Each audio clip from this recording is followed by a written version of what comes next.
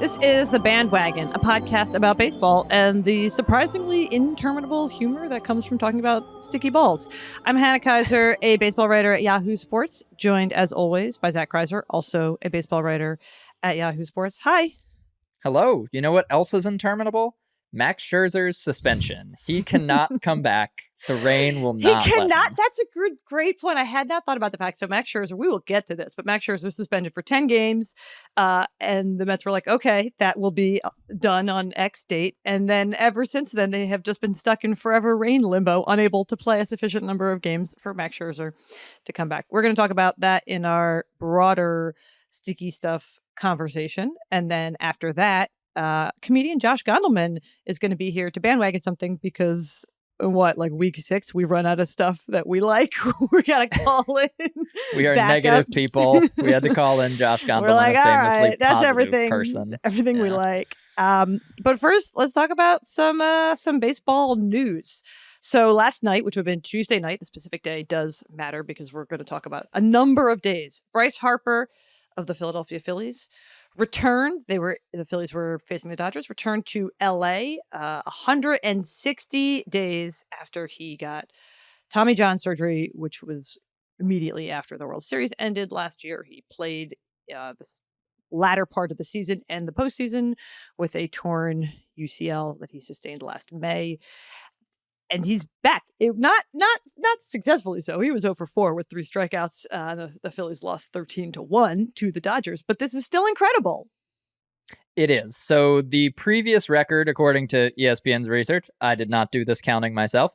The previous record was 182 days by Tony Womack, if you remember, fast little infielder for the Arizona Diamondbacks mostly back in the day. He came back in 182 days. And it is normal that position players come back faster than pitchers because they don't need to do as much with their elbow. Shohei Ohtani did this, if you'll remember. He had the season where he only DH'd and didn't pitch. That was because of Tommy John surgery, so he was able to hit for most of a season without pitching. So the concept of Bryce coming back faster than a pitcher, normal. But the concept of coming back this fast, completely unheard of. Yeah, the Shohei Ohtani example is a really interesting one because, right, it feels, first of all, like Shohei Ohtani should be better than everyone at everything, and someone beat him at his own game. Not his own game. Bryce was only doing one thing. He's only DHing, we should say. They've talked about the fact that he might come back at some point to play the field as a first baseman, which would be a new position. That would be very interesting in and of itself, but he's not there yet. He is still just DHing. And he's got some things in his favor. So first of all, he's a position player, not a pitcher. He throws with his right hand, but bats lefty, so it's not putting as much strain on the arm that had the UCL tear. So that's helping him out. I'm actually sort of less interested in the specifics of him returning from Tommy John surgery, although that is really exciting, and more interested in the fact that it feels really in keeping with kind of like I'm very interested in Bryce Harper's career. I think I saw a comment somewhere. I'm going to steal the idea from like a random commenter somewhere. But someone had a comment on a story about his return that was sort of like, no one has ever like rehabilitated their image so subtly and so successfully. And it's really, really true. So like last year, I don't know, sometime after midseason, maybe it was like August, the Phillies still weren't playing super great, but they were playing a little better because they had a manager changeover. And I talked about doing a story that was like, Bryce Harper is really good. He went from being by far the most famous baseball player in the world. He was on the cover of Sports Illustrated as a teenager. From there, he went on to be an incredible rookie. And like he sort of delivered on that initial promise. And then he signed this there was that offseason where he and Machado held out until February, I think it was, without signing free agent contracts. And then they each got these like massive $300 million contracts. He went to Philly. He was like a total suck up, talking about how much he loved Philly all the time, got the Fanatic shoes, he Fanatic became headband. An Eagles fan. Became an Eagles allegedly. fan. And it all felt sort of like in keeping with this like almost like prima donna, he's a little too much image. And then somehow it felt like Bryce Harper faded from public consciousness, perhaps because the Phillies weren't that great.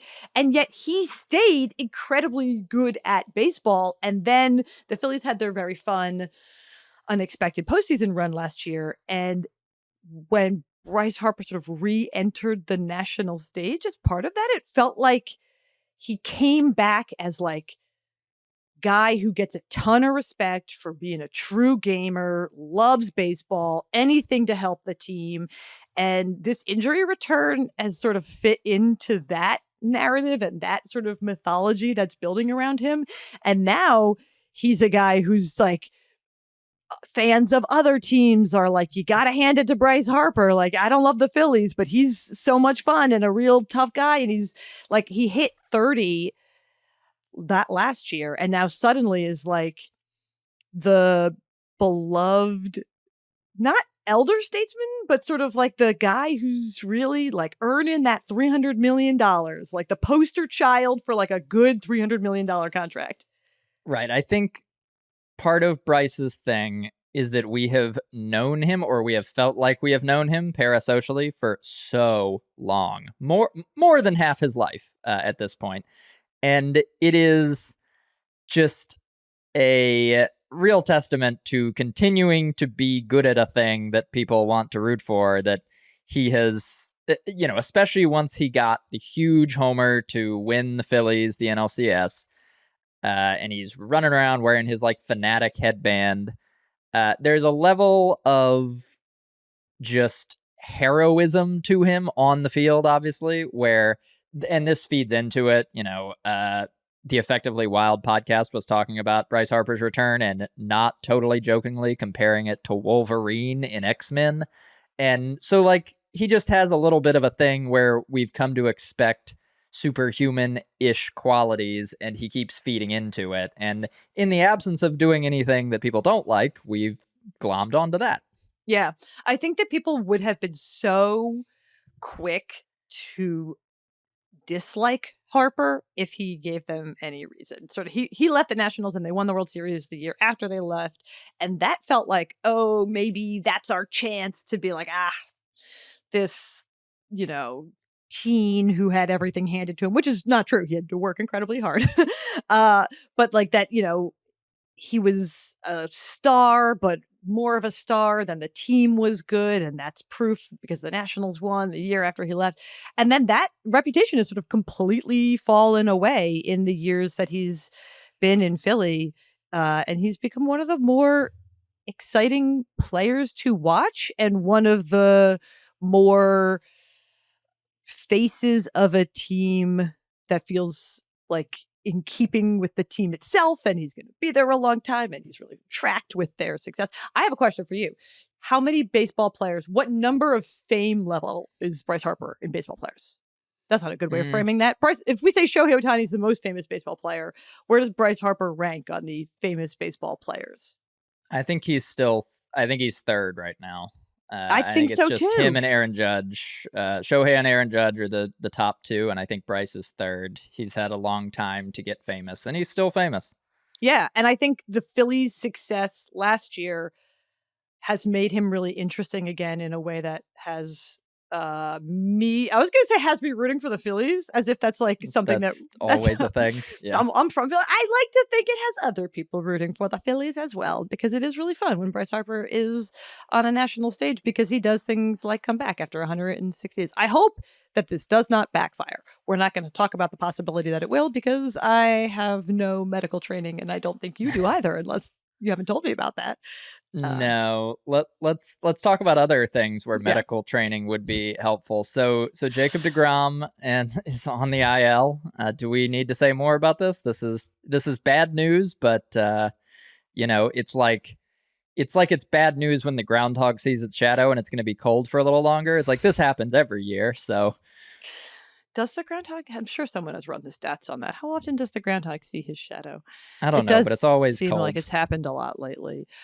Yeah. Is this? I don't know if this is the most troubling part. I was going to say the most troubling part is that it's forearm inflammation, which is often the precursor, the denial stage to something much more serious.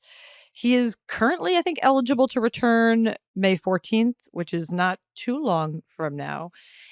I was preseason when we did our sort of preseason draft of potential storylines. I think I took some version of like Jacob deGrom is going to make 20 starts or pitch 200 innings or something like that.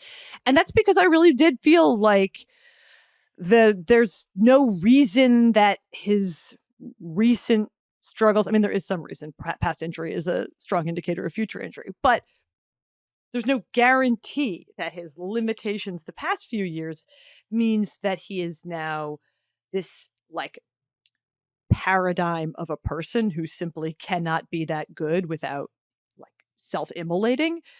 And I don't like that version of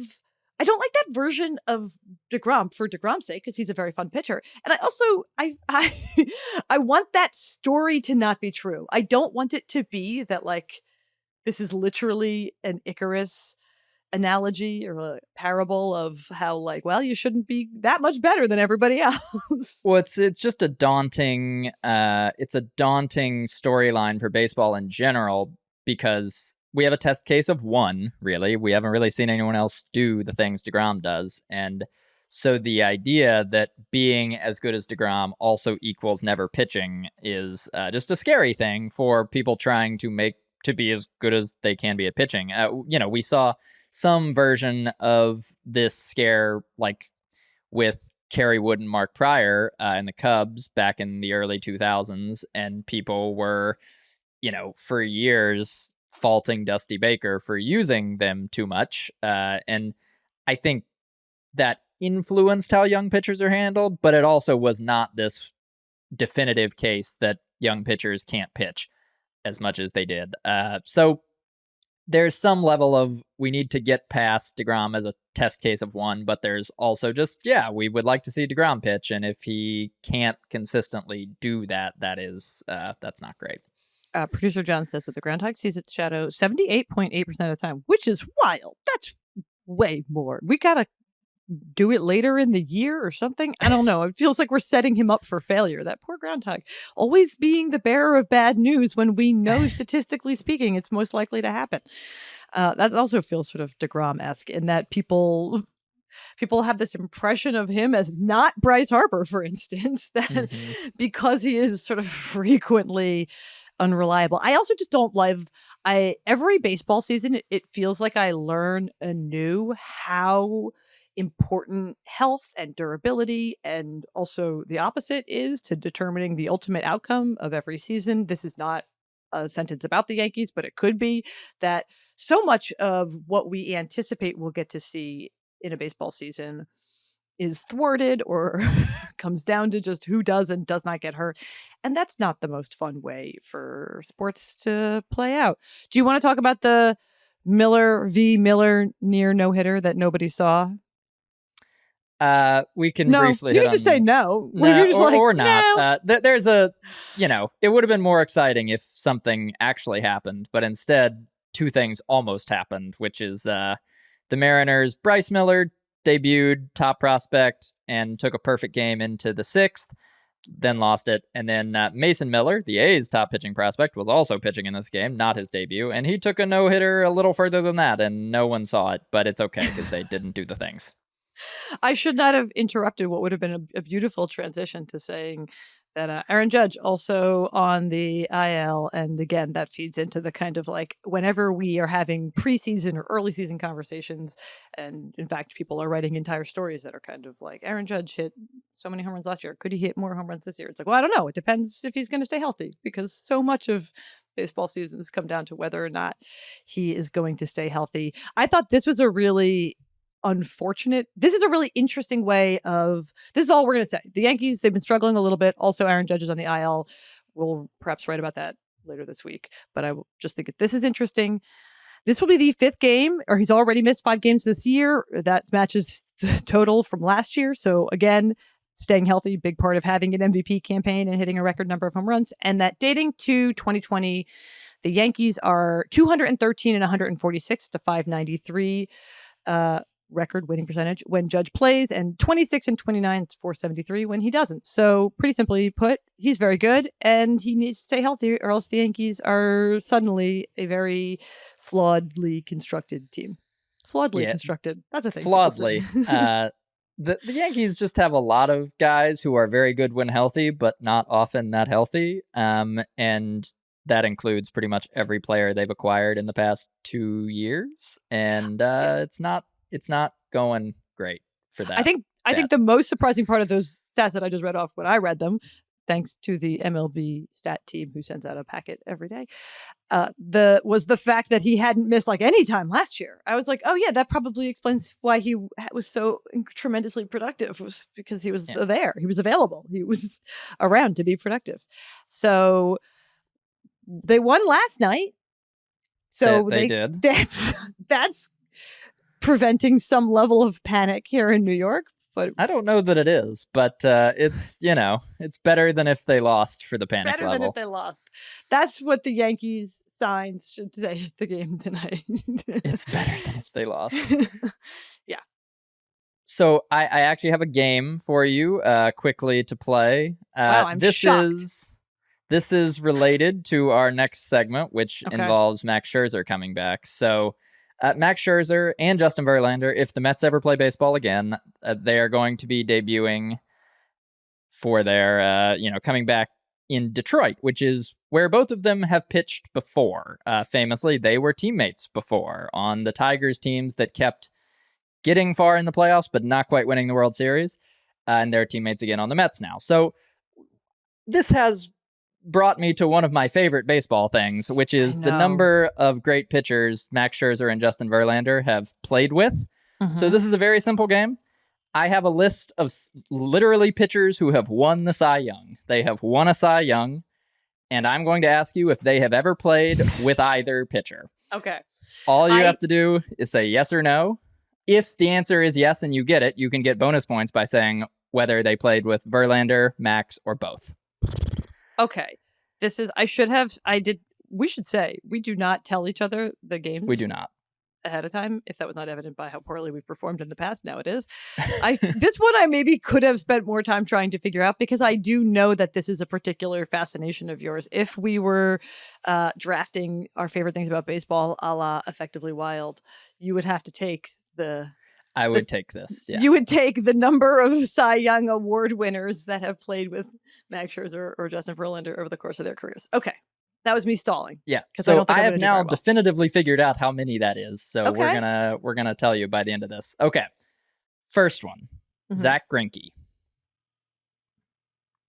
I can't think of where he would have. But yes. Yes, he played on the Houston Astros with Verlander. Oh, right. Okay. Corey Kluber. No. Yeah, he's a no. Roger Clemens. Oh, that would have had to be early in there. No? He did not. Okay. So 3 for 3 so far. 3 for 3. Randy Johnson. No. He did. He played with Max Scherzer on the Diamondbacks in the very early part of Max Scherzer's career. When was Max Scherzer on the Diamondbacks? He started with the Diamondbacks. Oh, yeah. Yeah. Made all of 46 starts. That's actually a decent number of starts. Okay, fine. Maybe I should have known that. Continue. David Price. Yes. Yes, he played with both of them on the Tigers. Okay. Rick Porcello. The most surprising part of this for a lot of people is that Rick Porcello won a Cy Young, but that really did happen. I don't remember that, which is why I am struggling to figure out where he would have overlapped with either of them. No? He did. He also played with both of them on the Tigers. Oh. Good for Robbie Ray. No. He also played with both of them on the Tigers. All of the pitchers I just said were on the same team at the same time. Which, you know, okay. They were not as good as they were. It's a really weird pitching staff. Jake Arrieta. Ooh. Yes. No, he did not play with either of them. Went from the Orioles to the Cubs and then bounced around a little bit at the very end, but he did not ever cross paths with them. Okay. Dallas Keuchel. I don't remember him winning a Cy Young Award. He did, yes. What year was that? 2015 with the Astros, I believe. Ah, yes! Haha! It was Verlander on the Astros then? Well, did they overlap? Is that your answer? I'm going to say yes. Yeah, so Verlander was not on the Astros when Keuchel won the Cy Young, but they did overlap with the Astros. So yes. That was me cackling at the fact that I thought I got you to spoil it. You kind of did. Okay, good job. How am I doing? I don't know. Producer John's going to have to tell us. There's just a couple more. Okay. Jacob deGrom. Yes. Yes. Brandon Webb. No. Yes. Also played with Max Scherzer in the early Diamondbacks days. Okay. So at one point, the Diamondbacks had a great collection of pitchers who just were either great a long time ago or in the future, but not right then. They weren't great teams. Clayton Kershaw. Yes. Yes. Played with Max. Last one. Bartolo Colon. Oh. Famously played for a lot of teams. I'm going to say yes because that would be more fun, but I'm worried that's not true. Yes. He did not play with either of them. Yeah. No, but it would have been more fun if he had. So in total, there were 9 that I just asked you, Cy Young winners who did play with one of them. And there's actually another one. Trevor Bauer won the Cy Young and played with Max Scherzer. So the total is 10 Cy Young winners that Verlander and Scherzer have crossed paths with. So that is just a weird generational pitching time warp.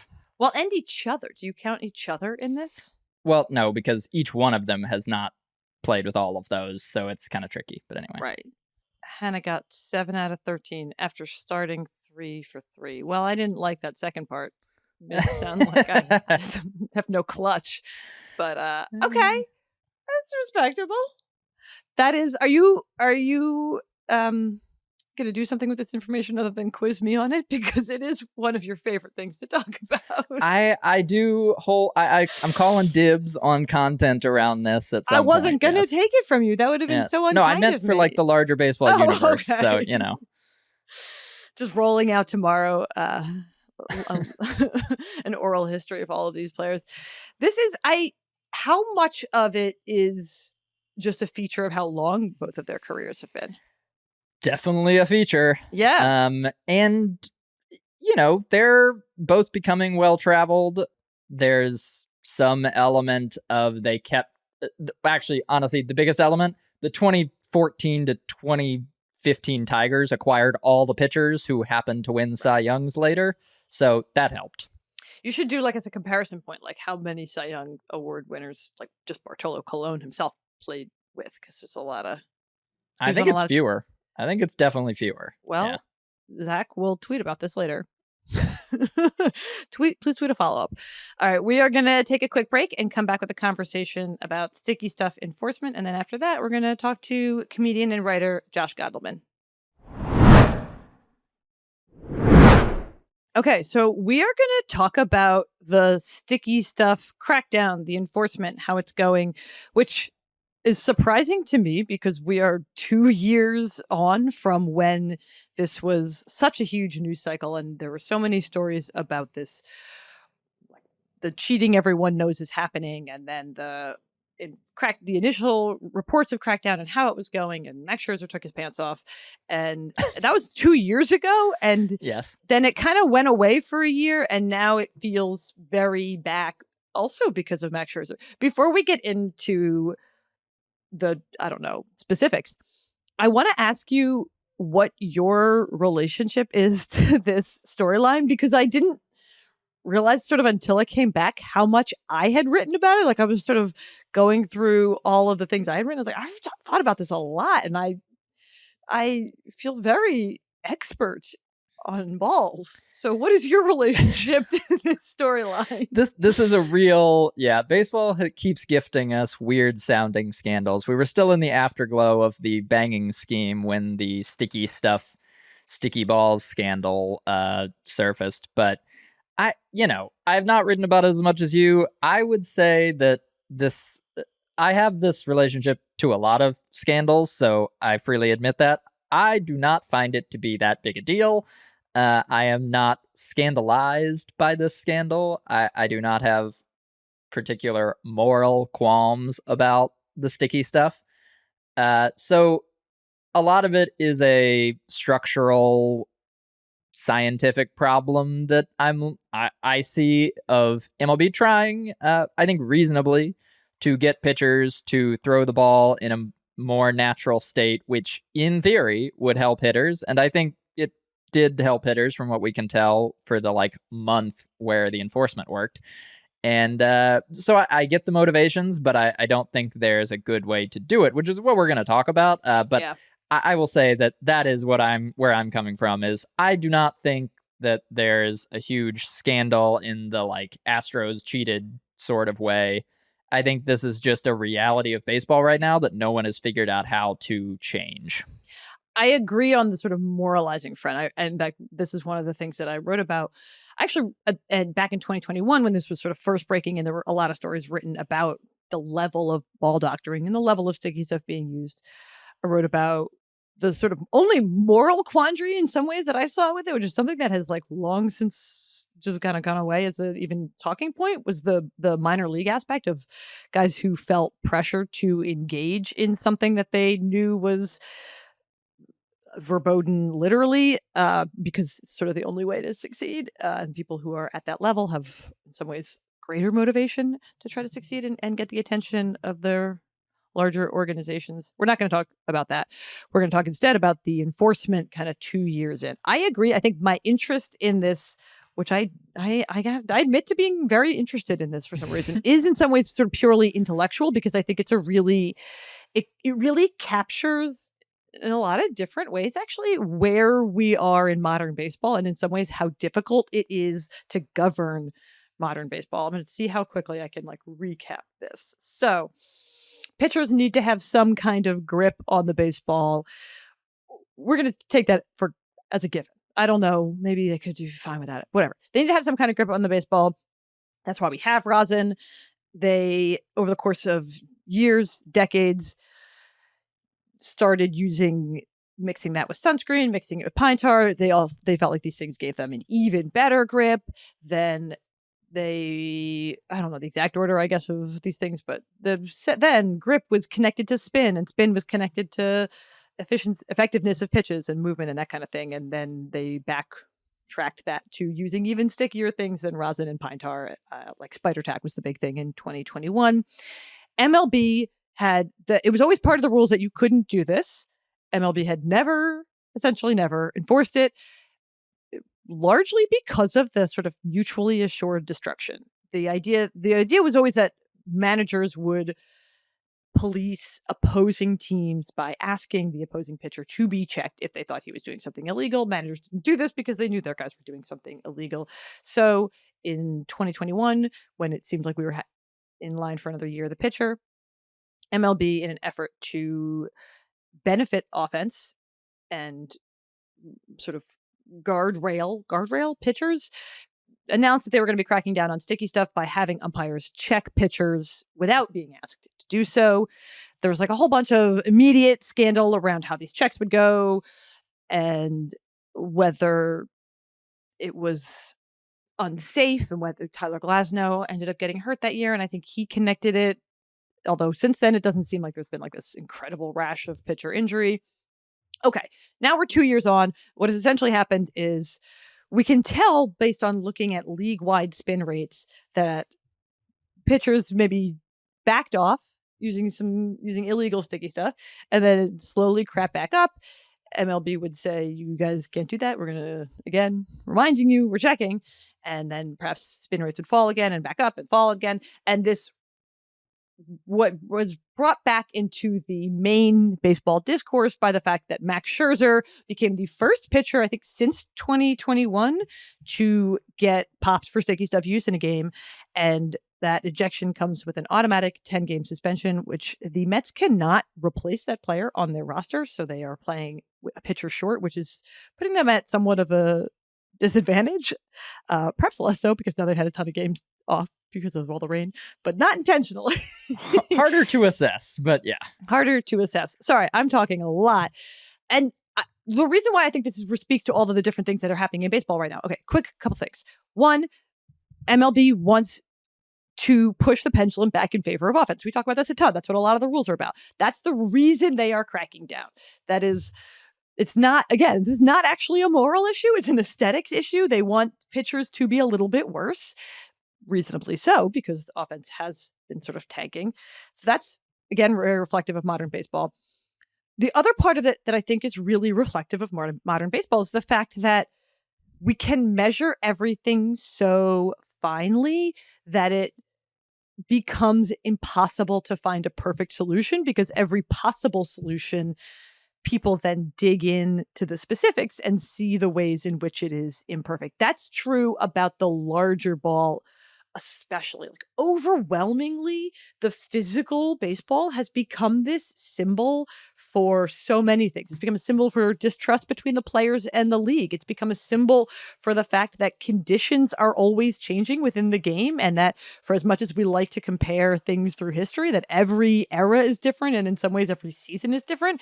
And it's become a symbol for the fact that, like, anything in a man-made sport, in a world filled with human error, is going to be subject to some variability that gets magnified when you can measure it. Okay, sorry. Right. And I think spin rate is the reason that any of this is happening. The fact that StatCast, which became public in 2015 and teams had some access before that, spin rate immediately became a key measurement for pitchers. They wanted to know what spin and what direction and what axis mattered for making their pitches the best. And as part of that, I'd say that research kind of took a different turn than we necessarily thought it would. But one thing that was very clear is that more stick helps you manipulate your spin better. And so everyone wanted more stick. And if you look at how the original enforcement up to now, has affected spin rate, you'll see the same chart everywhere. It looks like, if you see a shark come out of the water and then come out of the water again, where there's a fin and it goes down and then it immediately comes back up and it's still up. It has not gone back down. So basically, MLB cracked down, pitchers figured out how to deal with it, and they've come all the way back to pretty much 80 to 90%. Basically, the only thing that has been taken out is spider tack and really industrial level adhesive glue pitchers can no longer use. Otherwise, they're figuring it out. And Max Scherzer's deal, the most recent one, is a great illustration of this, because I don't know, do you know the origin of the umpires now telling people to wash their hands? I don't feel like that was part of the idea. No, I think that was part of this more recent version of, like, we gotta empower the umpires further. So the system, the one that was introduced in 2021 and the one that they're still using, although with sort of varying degrees of specifics, is like, we just ask the umpires to touch the pitcher's hands and decide whether or not they feel sticky. And that's one, inherently kind of imperfect. I don't know. Your hand might feel different than somebody else's hand. I haven't touched enough hands to tell. But also, by design, imperfect, because pitchers are using rosin, which is a legal substance. But the new specifications of these rules call out the fact that if you are able to manipulate the rosin to make it a certain level of stickiness, that it then tips into being illegal. So the idea of the washing the hands thing, which does seem new, that was Scherzer was part of that, and then it was also came up in a Domingo Germán start. Germán, yeah. That, I believe, is tied into the fact that going into this year, MLB has access to these same shark-like spin charts. Was sort of like, gosh, we got to figure out how to control this within the game. And I don't know whether they specifically told umpires this. They did specifically tell them, you got to check the pitchers more. You got to check them more randomly, so they're not just using sticky stuff on the innings where they know they're not going to get checked. And I imagine that the tell them to wash their hands bit came out of being like, if you're unsure if it crosses the line, yeah. But that in and of itself is the issue. And I think you shouldn't be able to be unsure. It illustrates something about how this works. So MLB they're basically banning a level of stickiness on your hands. They can't have a mass spectrometer on the field to see if you used something in combination with rosin or something that is banned. It's not like a steroid test where you can just see if there's a substance there. So what pitchers have figured out is, so they can't have an obviously sticky substance on the bill of their cap or on their glove or on their belt, which is where all the pitchers kept it in the pre-enforcement years. So they tell Max Scherzer, hey, your hand's kind of sticky. Why don't you go wash it? And this is just like a symbol of the larger enforcement problem. One of the ways that you can effectively make rosin stickier is by washing your hands with alcohol. So he was like, okay, I'll go wash my hands. And he made himself stickier with the alcohol, which was great for him until he got suspended. So that kind of, the players are incentivized, as you have written well about, they're incentivized to be as sticky as they can possibly be without getting suspended for 10 games. And as far as we can tell, that is pretty much infinite levels of stickiness as long as you're not in a game that has one specific umpire working it.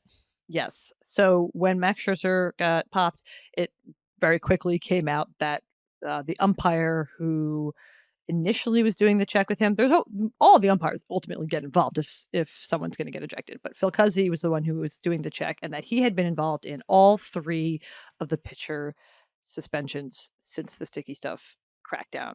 First of all, the fact that there's only 3, back to your earlier point about the shark charts, is an inaccurate representation of the number of pitchers who are almost certainly still using some version of sticky stuff. And that's why the fact that it's only ever been one umpire, I think people were quick to say, like, that guy has it out for them or something, which it doesn't matter if he does or does not. The issue, it doesn't matter if he's the only one doing it correctly. If all the other umpires are just sort of too scared to eject Max Scherzer, which, relatable, that is also an issue, because the issue, sorry, I said issue a lot. The concern around sticky stuff, in addition to wanting offense broadly to be enhanced, the concern around sticky stuff is that it's unfair. That's what cheating is, that it's creating an uneven playing field. And if some pitchers are getting away with it by virtue of the umpires that they're encountering, and other pitchers are not getting away with it by virtue of the umpires they're encountering, that is equally problematic as when there was sort of this runaway train arms race of guys using different levels of sticky stuff. And if you point this out to people at the league, they rightfully say, well, what else can we do? Should we do? Sort of, isn't some enforcement better than no enforcement? And I don't know, because again, it's not my job to sort of police the morality around these things, and the level of the issue between some enforcement versus no enforcement is kind of the morality. It's like, well, is it better to let them all kind of get away with it, or try to whack-a-mole some of them? But I don't know. I don't know how to end that sentence. I'm sorry. It's very much the deterrence factor of seeing a car get pulled over on the highway. So that's what MLB is doing. They're saying, we just want to pull someone over occasionally. And I would say, like in the Domingo Germán instance, maybe you don't even give them the ticket. Maybe you give them a warning. But they're pulling people over occasionally to deter other pitchers from doing the sticky stuff, but it's not working based on the numbers. So I think there's just a question of what they can do to make it actually change. And the thing we can mention very briefly is just they are testing a pre-tacked, which means the ball itself is sticky, a pre-tacked ball in AA. It does not seem to be going great. You broke the story that they are doing this, and now we're kind of waiting to see what the results of that are. Yeah, I saw that Baseball America just published. I opened the tweet, but haven't had time to read the story. A 1 month into this most recent test of enhanced grip baseballs in AA, we should say that they have been testing various versions of enhanced grip baseballs for years, like truly. And right, can you build a better baseball could be its own podcast. It is very related to the sticky stuff issue, but it goes beyond that. Can MLB build a better baseball has been a question since players first got suspicious about the ball being juiced and then the home runs going up, and then that led to pitchers complaining about inconsistencies in the baseball. So for years, MLB has been trying to, even predating the initial crackdown sticky stuff, MLB has been sort of trying to figure out what to do about the physical baseball because they get a lot of complaints from players about it. And this brings me back to the point that is like, now we can measure everything and we see every little change in how far a ball hit with this launch angle and this exit velocity flies, and that creates a lot of distrust and suspicion and focus on whether the playing field is level. And I do not begrudge, I guess, MLB, or I don't think that it's malice or even incompetence that they haven't yet figured this out, although we should say that Japan kind of has. Players love that baseball. but I do think that they are trying to figure out something that addresses a lot of different issues, and the issues are coming from people who have different motivations, namely pitchers and hitters. So obviously it is difficult to address all of their concerns at once because you kind of have to be pushing it one direction or another. There's really no satisfying way to end this segment because it's like they're testing a baseball.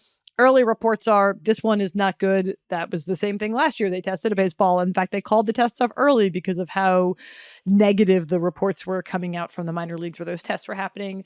I think it was last year, maybe it was the year before, they were bringing pre-tacked baseballs around to major league clubhouses to give it to players to feel, to touch, to try to throw with.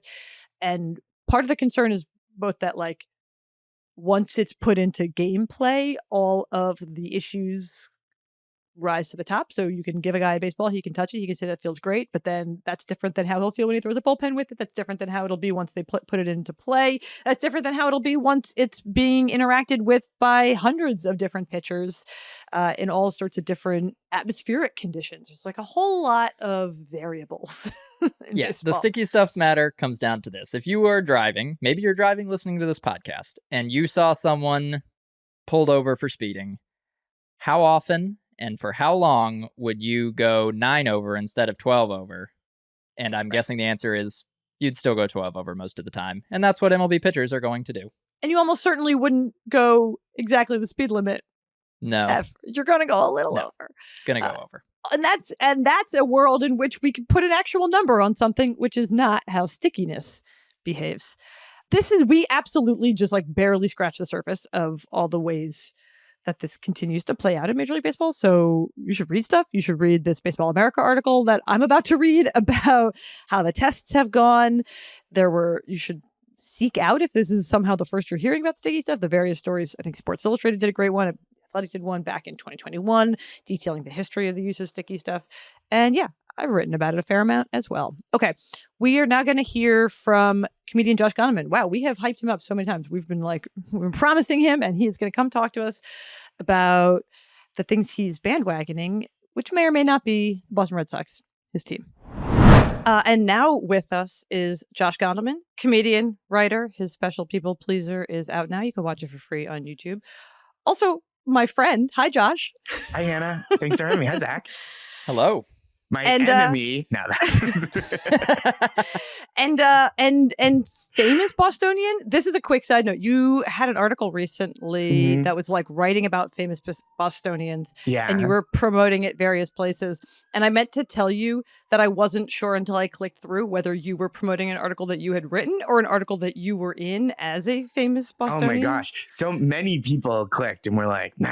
And I was like, no, I'm not a famous person. That's the thing about me. So, but it was fun to write. I ranked a bunch of Boston area celebrities based on Bostonness, and people got very mad that I left off certain people. Were they mad that you left off yourself? Was that what you were going to say? Some people were too humble. Some people were like, you should have put you on it. And I was like, I'm not going to write this and put me on it. That's a little, but it was fun. They were mostly the most mad that I left off Mark Wahlberg, who I did mention, but I left him off pointedly. And number one Bostonian, current Brooklyn resident, Josh Gondelman. That's me. Yep, number one. I put myself way above Mark Wahlberg. Some people were like Rob Zombie, and I was like, yeah, Rob Zombie. That's pretty good. I forget that he's from like I think Merrimack Valley, suburbs of Boston. It's like I'll claim Rob Zombie, sure. I said that by way of like potentially teeing up some Red Sox talk, although we're not gonna spend too much time on at the the Red time Sox. of this recording. They're 3 games over 500, and that's big for me. It's been a bad sports week for me. The Bruins, number 1 seed, NHL, best record in NHL history, regular season knocked out in the first round. Celtics losing to the Sixers without Joel Embiid. Red Sox scratching and clawing. 3 games above 500. I think still last in the division. They're fourth. I think they're fourth. No. Okay, they might be fourth. Wow, I have some very exciting news for you. That the Yankees are also bad right now, so that's fun for you. Well, to me, that is equally important. Right. That is literally equally important. I watched the Yankees. I live in New York City, but I'm from Massachusetts. So I grew up a Red Sox fan and I grew up a Yankee hater. And those are both equally active in my body. And so I watched the playoffs last year and I watched all the Yankees games when I was home, when I wasn't out doing stand-up, just watching to root against them. And it worked. The thing about when you root against a team is that you almost always have a better chance of that working out than when you root for a team. So I think everyone should have a team that they root against. Wow, that was actually like a perfect bandwagon. You're bandwagoning all 29 teams when they are facing the field. Yankees, yeah, specifically. I'm rooting for the field. You're taking the field.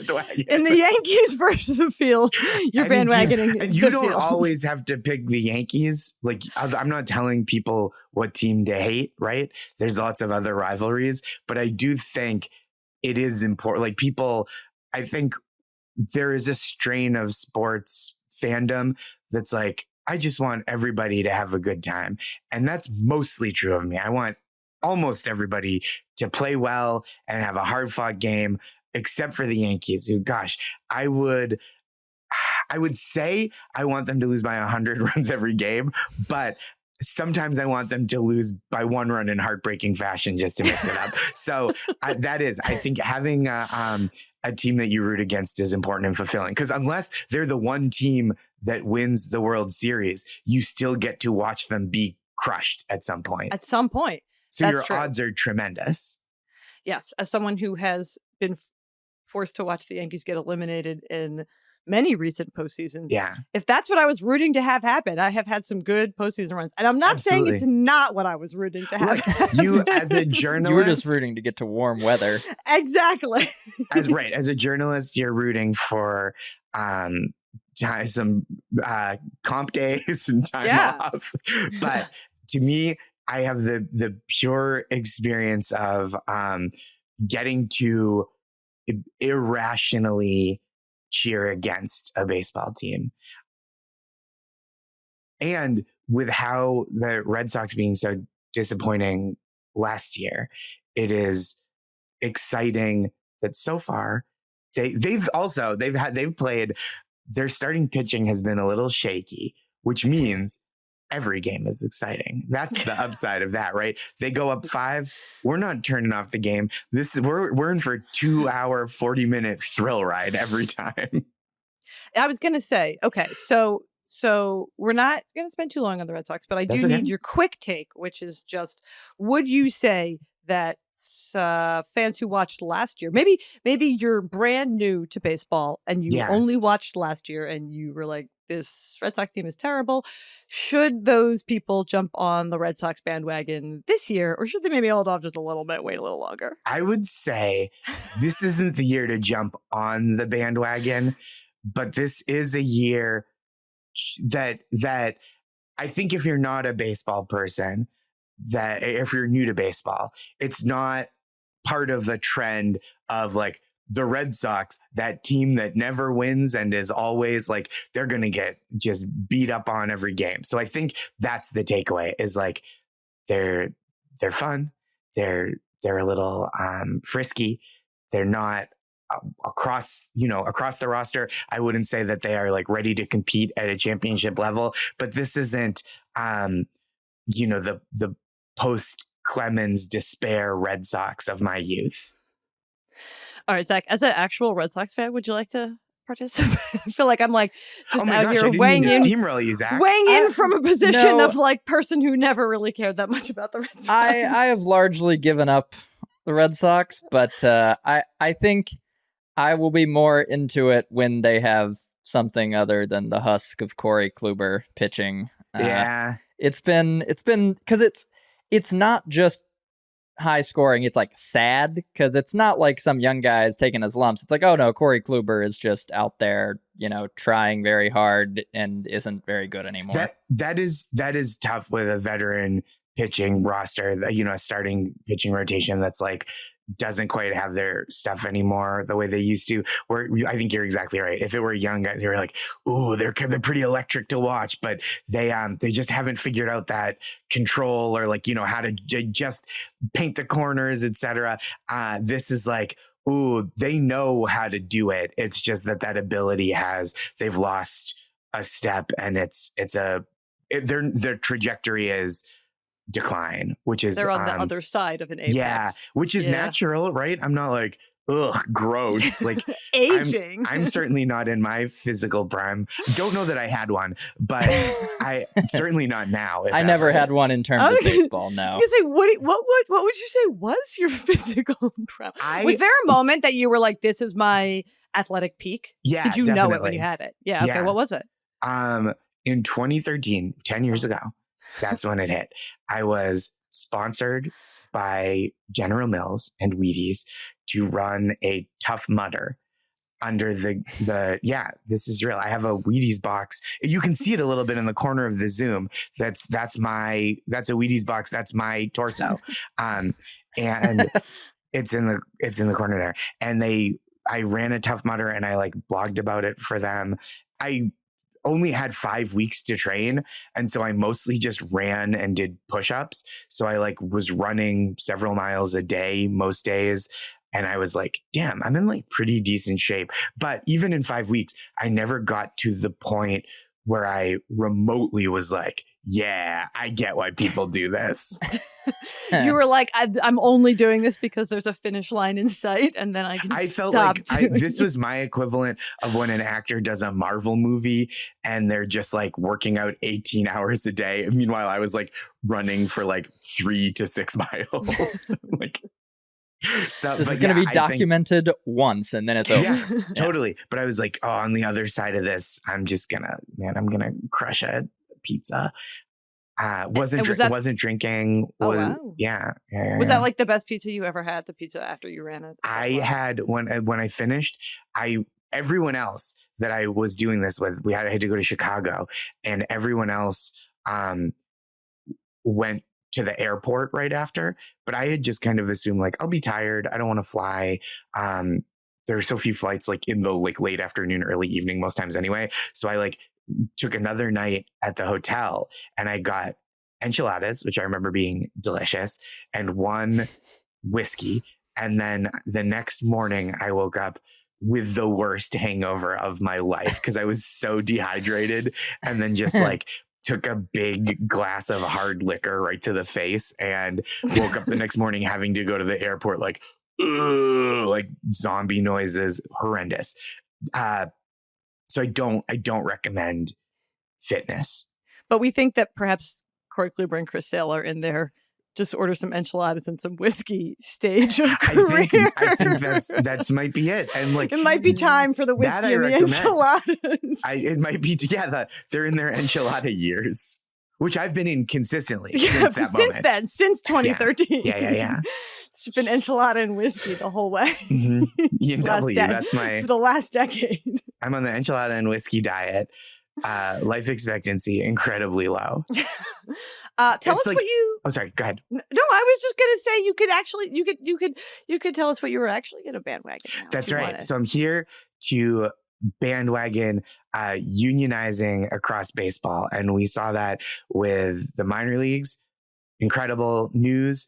they have a collective bargaining agreement, right? The minor leagues. Yes, they now. do. And they got it quite quickly, considering how long these surprised. things sometimes take. And by how much resistance there had been to the point of them saying like, okay, we're doing this. Yes. And so that's really exciting. And then this week, Hannah, you and I were talking previously about the like kind of rumors and rumblings of front office employees unionizing, which is cool. And not just like president of baseball operations. Like that's not, not the people that you see speaking for the team all the time, but people like data analysts and scouts who are often paid not very well for like extreme hours of work and rigorous travel, etc., and not having a lot of autonomy when it comes to being able to move from a job to a job that maybe suits them better.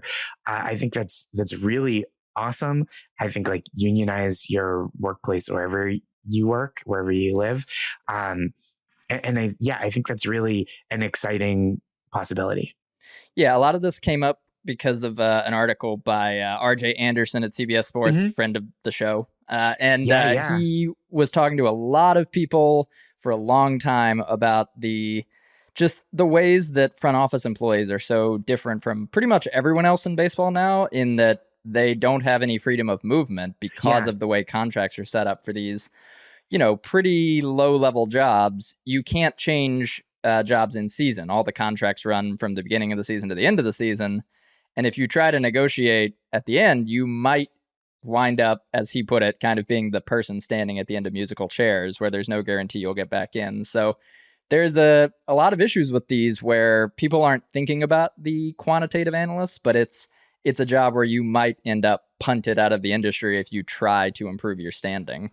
Well, and I know, Josh, your experience with the WGA, which we can touch on, is, I'm sure, informing this because absolutely creative jobs and data analysts in baseball teams have something strangely in common, which is that if it's a career that sounds really cool to people on the outside, someone somewhere is leveraging how cool you think it is into paying you less or treating you unfairly or giving you fewer options. There's a real like thought, I think once something feels or is portrayed as a dream job, and if it is legitimately a dream job, there's a real sense from management that they can say like, you're lucky just to be here. This is your dream. So this is what it costs, kid, to like stay in this dream job, and you gotta pay. And that's not fair, right? Like even a dream job is a job, and people deserve to be treated fairly, compensated fairly for their work, and have that kind of autonomy, right? To decide they want to work somewhere else eventually, right? It's not just that the contracts are a year long. It's that because even if you're under contract somewhere for other jobs, right, you can often start looking for your next job. But in the CBS Sports article, I learned that when you have these contracts, the other teams have to approach your bosses and say like, we want to interview this person, and they can say no without telling you there was this interview request. So you can't know whether you're in demand or not, possibly. And even if you are, that doesn't mean you will get this other job when you want it or when you're looking for it. So that is like pretty it's pretty onerous to put on people that are making maybe like in some cases for younger scouts, begin to say RJ Anderson, is that the writer's name? The $50,000 a year. Like that's a lot. There are other jobs where you make $50,000 a year, but like most of them don't go. And if you want another job, you can't even think about it without asking us. Mm-hmm. Yeah. The minor league thing, the minor league issue, which for so many years, you're right. Like it's sort of crazy how quickly they were able to go from declaring a union to getting a new CBA or a first CBA based on the resistance. And that was perhaps the peak example of bosses, which in that case were Major League Baseball, the commissioner's office, and team owners being like, well, but you want to be doing this, right? Like you want to be trying to make it as a baseball player. And the minor league one always really struck me as like particularly callous to play on that, because like just mathematically speaking, everyone knows that most of those people are not going to make it. And so it's you are quite literally playing on the fact that those people are betting on a dream, and Yeah. you know what I mean? Like it's Yes, like it's- I mean, they it's- know that they are not compensating them fairly. In fact, they had Yes. to like lobby for that, and also that the payoff that they're sort of saying like, oh, well, this is the like legal definition of it was like, well, this is sort of an apprenticeship, blah, blah. It's like everybody involved knows that that's a fiction. That like most of these people just aren't, that this is their job for some portion of their 20s. Yeah. And it's the same as like when people argue that the minimum wage shouldn't be a living wage, or when people say like unpaid internships are like the way to get into an industry, right? It's like saying you should just be happy to be here. But it's like, I don't know, if someone is doing work for you, you should be paying them fairly for that work and for the value that their labor generates, right? And it's like, if you can't pay your employees, then you don't deserve to have employees. And so like, that is it, right? It's like and it's so frustrating with something like Major League Baseball, where you go, well, the money is verifiably there. But what they're saying when they don't pay minor league players living wage is like, the money's there. It's just not for you, right? And this is what in extreme circumstances led to something like Brittany Griner being detained in Russia, right? And this is that's maybe too hard to pivot into the explain that Writers Guild connection, strike. because I know what you're sort of sure. like. Well, because the WNBA, where Brittany Griner is like verifiably a star and has been for years, doesn't pay a wage that is comparable to like a star athlete by a long shot. And so many WNBA players play overseas. They go as soon as the American League ends, they go overseas and play. And so that's why she was in Russia in the first place. She was playing overseas to make her year, essentially, financially. Right. And that's minor league players, I don't think, as far as I know, don't do that. But they do often have like, or have had in the past where they weren't getting paid as much, off-season jobs that prevent them from perhaps training as much as they could, which in that way forestalls the ability to make it to the majors, where they would make more. For sure. Yeah. So and a lot of this goes back to the antitrust exemption that MLB has, because they can't start a competing league in America. The baseball season is the same in all of the places. The one exception you'll see is like the Dominican winter leagues and the Venezuelan winter leagues, which players do go play in, but it's usually under pretty strict limitations from their major league clubs based on their contracts. So they're very limited in how they can supplement their baseball income. Are there issues? This is for both of you, because I was actually surprised. I have to be honest. I was surprised to see the CBS article about front office potentially unionizing, because those things tend to try to be kept under the radar for as long as possible. I mean, the minor league union, they did an excellent job for years of being like, no, we're not talking about a union for anytime that came up. And then it was like, bam, union. And that worked really, really well. Right. June Lee did a lot of reporting on a lot of people. ESPN. Yeah, June Lee did a lot of reporting for ESPN. There was reporting at The Athletic. I mean, this for years have been an incredible amount of reporting. And we should say not just credit the reporters, we should probably credit the minor leaguers who for sure took on the risk of going public often with these complaints.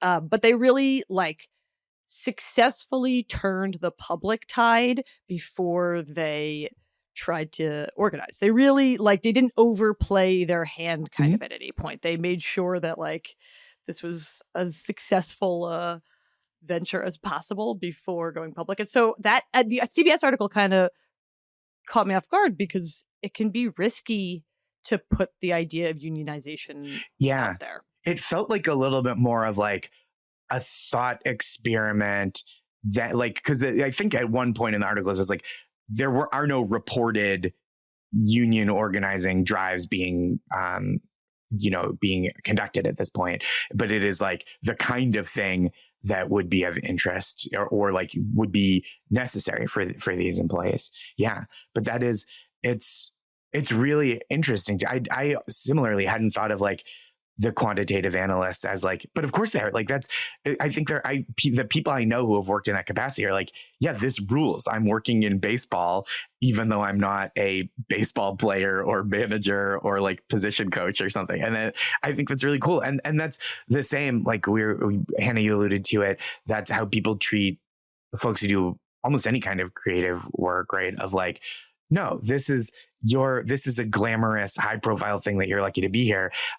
Instead of offering fair working conditions or in a fair share of the profit for the enormous profits that are generated in some situations, which is why the Writers Guild of America is currently on strike. We're like a little fist that people can't see because it's a audio medium. What do we call that? Is that it? Does that like a solidarity? I would say solidarity. That's what I would say. Okay. Well, solidarity for the WGA workers on strike, for the front office workers who may or may not be unionizing, but certainly deserve at least some attention to their plight. Yeah. Real Ross and Rachel. And the minor leaguers, who I think pulled off maybe one of the most successful labor movements in recent history, just going from seemingly, there's all these logistical reasons for why it wouldn't happen, and also Major League Baseball has sunk a huge amount of money into being legally allowed to continue to underpay them, to bam, they won. So hell yeah, unions. Hell yeah. Thanks, Josh. Thank you, Hannah. Thank you, Zach. Really nice to chat with you. Okay, throughout this podcast, we've kind of been teeing up the fact that Max Scherzer is at some point going to return. So that's something we'll be watching. Justin Verlander also going to return, not from suspension, just from missing the beginning of the season to injury. So that's what I will be watching this week, is the Mets. First of all, are they going to play baseball? Will the weather let them? And who will be pitching for them when they do? What are you watching this week? Well, suddenly watching the Pirates play the Rays, which is, sure, a thing that was on everyone's calendar. That is the two best teams in baseball, or it was coming into the series, and they're playing the middle of this week. So going to get a real stress test for the Pirates. They lost the first game. Maybe they can come back for the next two games, though. Yeah, we so rarely have opposing rooting interests, and we do in this Pirates Rays series. So that's making it fun for me to watch it as well. That's all we've got for you this week. Thanks again to Josh for joining us. Make sure you catch everything we're writing about Sticky Stuff, about the Pirates, about the Mets pitchers coming back by following us both on Twitter. I am at Hannah R. Kaiser, and he is at Z Kreiser. If you've made it this far, you should definitely subscribe to the podcast, to the YouTube channel. Leave us a 5-star review. Tell a friend, and we'll be back next week with another episode of The Bandwagon.